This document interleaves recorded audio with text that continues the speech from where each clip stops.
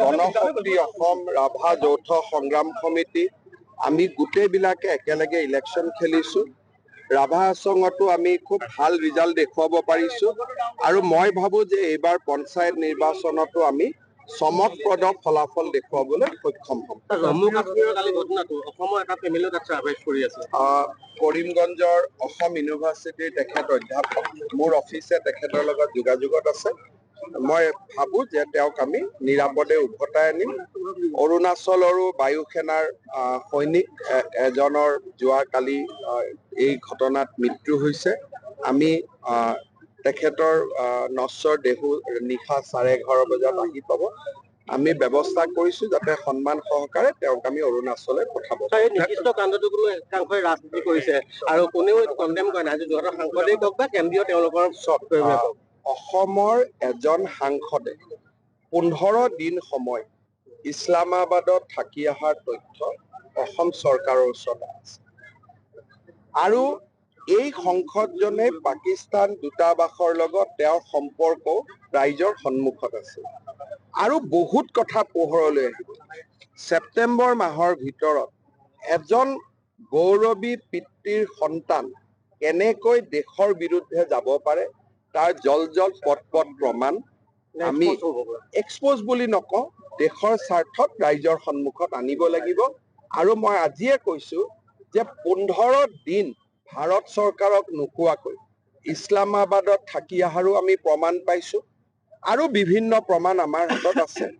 গতিকে মই ভাবো যে তাতেই কিজানি নামাজ পঢ়িব শিকি আহিছে, যি ধৰণে নামাজ পঢ়ে। গতিকে এই গোটেই কথাবোৰ ছেপ্টেম্বৰ মাহৰ ভিতৰত আমি জনতাৰ সন্মুখলৈকে আনিম। পাকিস্তান আমাৰ ডাঙৰ শত্ৰু, কিন্তু দেশৰ ভিতৰত থাকি পাকিস্তানৰ গুণগান কোৱাসকল তাতকৈ ডাঙৰ শত্ৰু। এই কথাটো আমি মনত ৰাখিব লাগিব। বাহিৰৰ মানুহজনক দেখিলে গম পাওঁ ই আমাৰ শত্ৰু, কিন্তু নিজৰ জনক ঘৰত থাকিলে আমি গম নাপাওঁ এওঁ আমাৰ শত্ৰু। যি নহওক বিভিন্ন জনৰ সহায়ত আমি বহু দূৰ আগবাঢ়ি গৈছো। ছেপ্টেম্বৰ মাহৰ 30 তাৰিখৰ আগতে আমি প্ৰতিবেদন জনতাৰ কি আওতালৈ আহে নাহে সেই সময়ত দেখা যাব, কিন্তু বহুবিলাক প্ৰমাণ আছে আৰু বহুবিলাক বিস্ফোৰক তথ্য ৰাইজৰ সন্মুখলৈ আহিব। মই এছেম্বলিটো কৈছো, পাকিস্তানৰ লগত পৰিয়ালটোৰ সম্পৰ্ক স্পষ্টভাৱে আপোনালোকে দেখা পাব। তাত কোনো বিশ্লেষণৰ কোনো কথাই নাথাকিব। It will be black and white.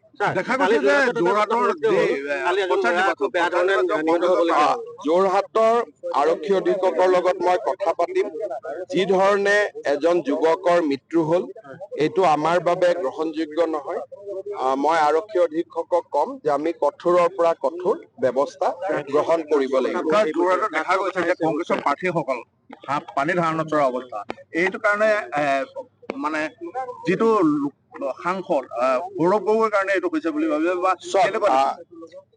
সাংসদ গৰাকীৰ লগত দত্ত বুলি এজন মানুহ থাকে, তেওঁতো গোটেই গুৱাহাটীতে পইচা তুলি আছে ইলেকশ্যনৰ কাৰণে, যোৰহাটত পইচা আহিব লাগে বুলি গোটেই ধুনীয়াৰ পইচা তুলি আছে। এতিয়া পইচা প্ৰাৰ্থীসকলক দিছে নে নাই, এইটো প্ৰাৰ্থীসকলক দিছে নে নাই মই নাজানো, কিন্তু বিহুৰ সময়তে যোৰহাটৰ মানুহক কৰবাত চান্দা এটা দিব লাগে বুলি হুঁচৰি দল এটা আহিলে বঁটাখন আগবঢ়াই প্ৰণাম জনাব লাগে বুলিয়ে ইয়াত থকা নাই। এইবিলাক কথাটো মই ইলেকশ্যনৰ আগতো কৈ গৈছিলো, কাৰণ সৰুৰ পৰা মই দেখিছোতো।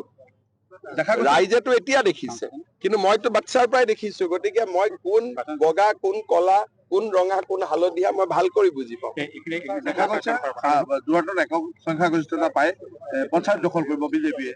চাওক, অসমত আমাৰ ভাল হ'ব, বাকী জিলাৰ পৰিৱেশ অনুসৰি কৰবাত 100%, কৰবাত 90%, কৰবাত 80% হৈ থাকিব। কিন্তু আমাৰ কৰ্মীসকল এইবাৰ যথেষ্ট আত্মবিশ্বাসী।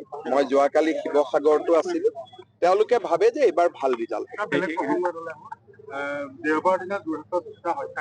মই কলো ইতিমধ্যে যে মই SP লগত কথা পাতিম, আমি কঠোৰতম ব্যৱস্থা আমি ভাল ব্যৱস্থা ল'ম। আপোনালোকে অকণমান মোক সময় দিয়ক। মই হিতেন দায়ো মোৰ লগত কথা পাতিছে, আমি খুব শক্তিশালী ব্যৱস্থা ল'ম।